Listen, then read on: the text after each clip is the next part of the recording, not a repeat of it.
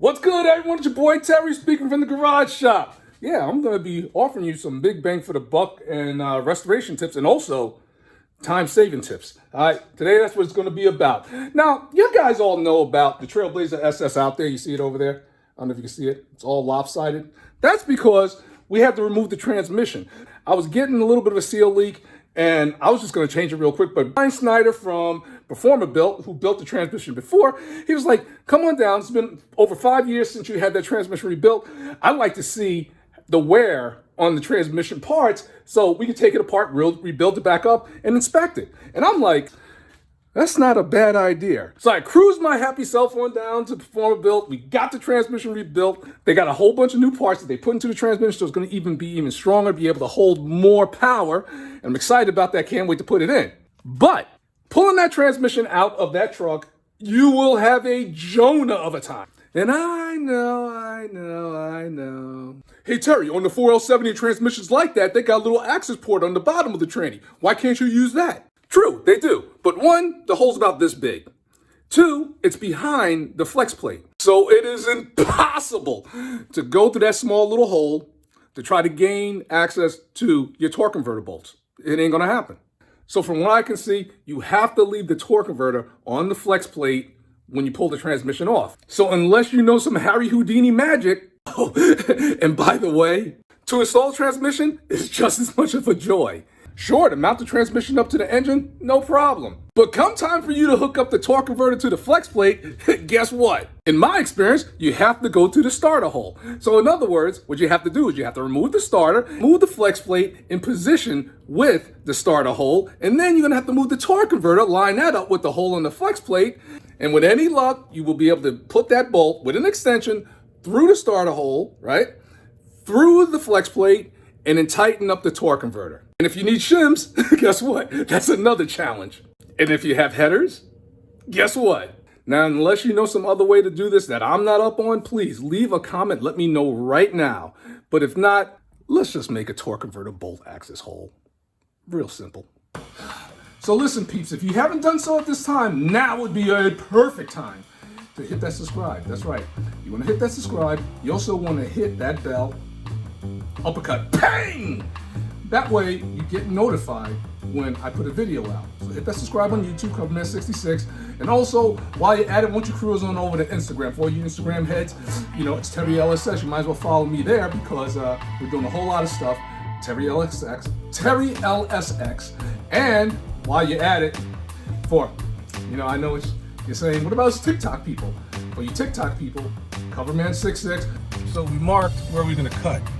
We're gonna cut from here to about right there. Have this little opening there, and if you see it, yep. And that way we're able to get to those bolt holes, man. Ugh. Let's get this going. So we marked it, and we're about ready to make our cut on our bell housing, and then we're gonna make the cut on the oil pan. And I know what some of you guys are thinking. Hey Terry, man, isn't that gonna ruin the integrity of the bell housing and the oil pan? I don't think so, because you gotta look at it like this. For years, the Turbo 350, I believe the 400, they had an opening. It was open. So I don't think it's gonna make that much difference. I think 704 is in the same boat. This is just taking out a little piece of it, so we can just stick our hand back in there.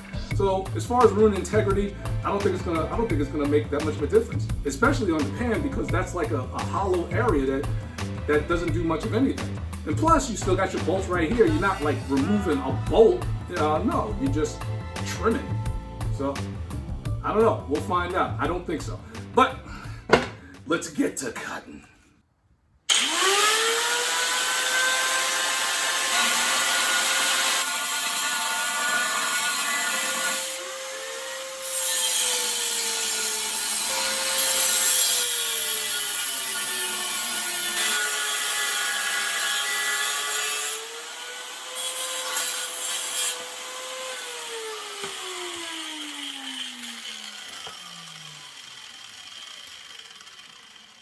One down. All right, so now the second cut's gonna be from this point to this point.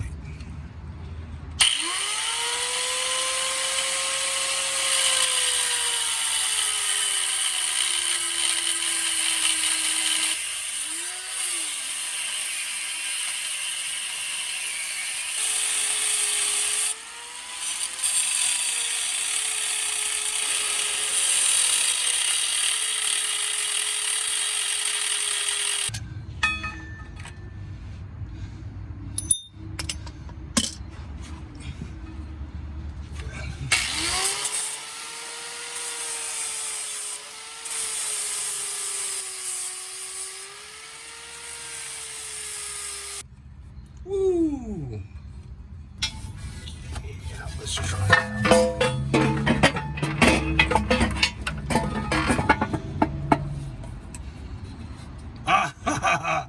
Look at that.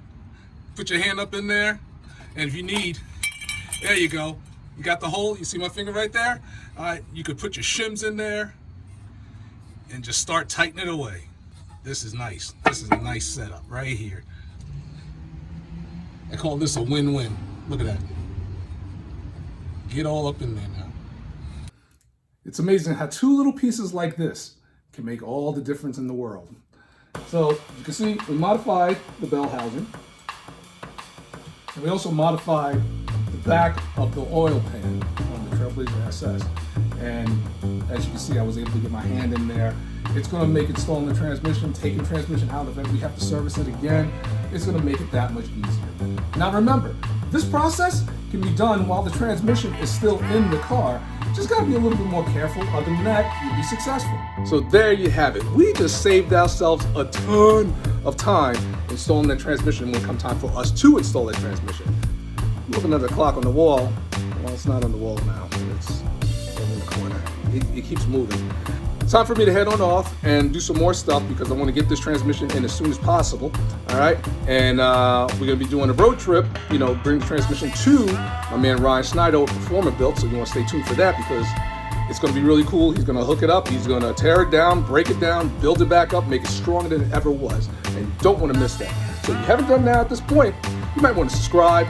You know, Coverman66, YouTube, Coverman66 on TikTok, and on you Instagram heads, I love you. Okay, that's gonna be Terry LSX. That's right. So make sure you get all that social media stuff in, all right? Because we're gonna be doing tons of videos, a lot more videos, different rides. You don't want to miss it. So as always, be easy, and I'll catch you guys real soon. Take care.